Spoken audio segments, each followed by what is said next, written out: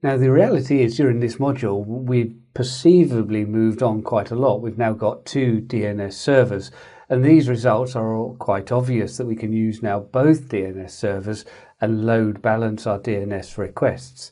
However, of course, we haven't finished yet. We still need to secure it.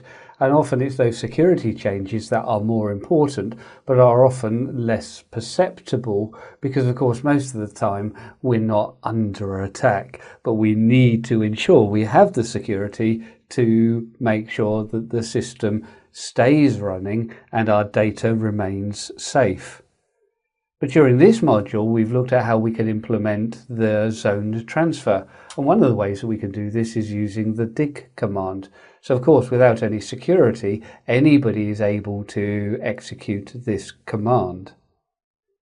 We then moved on to configuring the slave DNS server, and we're using our CentOS 7 server as our slave. So our master server is the Ubuntu server that we've been working with throughout most of the course.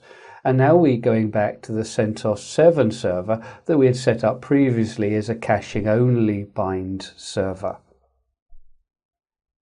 The server can act as a slave and a master. The term slave is really in reference to the zones that it is hosting.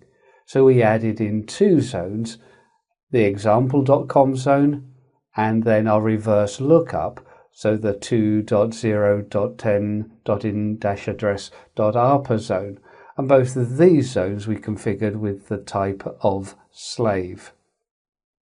After we had got the initial transfer complete, we went back and we added in then some name server records. And that was the least we really needed to do. But we added in then the name server records.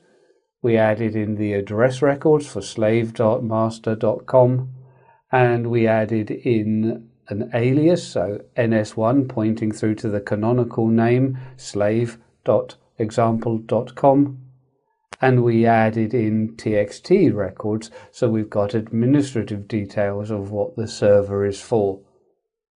We also updated the serial number to ensure that automatic transfer would take place. Similarly, we added in the required records to the reverse lookup zone. Rather than waiting the 8 hours for the interval that had been configured, we forced the transfer with our NDC and retransfer zone name.